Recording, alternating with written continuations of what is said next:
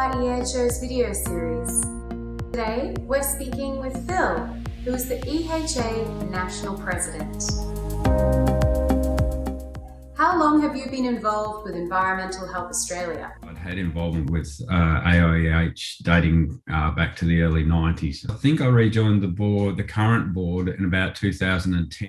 How long have you been an EHO? Since last century. I commenced my training in the profession as a cadet health surveyor back in 1982 and eventually qualified as an EHO in 1987, graduating in February 88. How did you find out about the profession?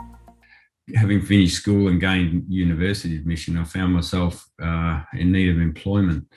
A position for a cadet health surveyor came up with the local government, and within the local government I lived in, and applied for the job and was successful in getting the job. So I kind of found the profession through a need to work, and it was a great opportunity to both work and study. What's your job title? Well, I call myself principal because I work for myself. So I operate as a contractor and consultant to local government, predominantly in the area of environmental health. Describe a typical working week. Certainly with the environmental health work, it can be from routine inspection of premises, that sort of thing, to certainly more complex tasks with reports and research. How would you describe environmental health to someone who doesn't know what it is? I suppose I would say that we all live in an environment, and the whole science of environmental health is based on that premise that we live in an environment, but that environment impacts upon our health. So I would say that it's how the environment impacts on you and your health. Why do you think environmental health is important? The importance to me is predominantly about that issue of environment versus health. We work within an environment, but we also have to be wary about those aspects of it that can affect us and affect our health. Some of the most catastrophic things that happen on Earth are caused by something as tiny as a mosquito. What are some of the challenges you face?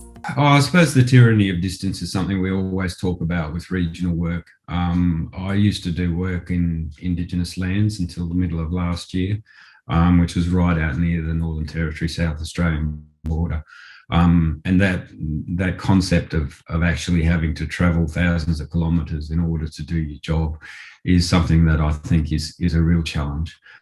But probably also we're continually resorting to new legislation, and I don't always think that the legislative approach is the right one for some issues. So I think that challenge of balancing what is a good policy or program, what can make a difference, and how public monies, I suppose, get spent. What are some of the challenges you face? I like the fact that I'm sitting at a desk at the moment, but my job involves getting up and leaving it. The great thing about our job is you can be behind a desk doing some research or writing a report, but you can also be out in the field talking to people, meeting people, influencing people by making them aware of the sorts of things that do impact upon their health. What advice would you give to someone looking to start a career in environmental health? If you love science and you want to see how it's applied in the real world, and you want a job that has huge variation and unique opportunities, then I'd encourage you to pursue a career in environmental health. Any final thoughts?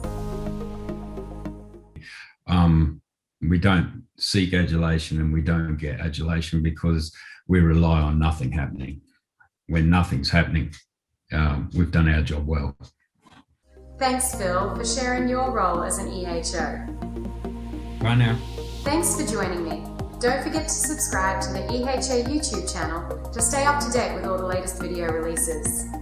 Also, later this month, we're hosting another live chat event to celebrate Food Safety Week here in Australia.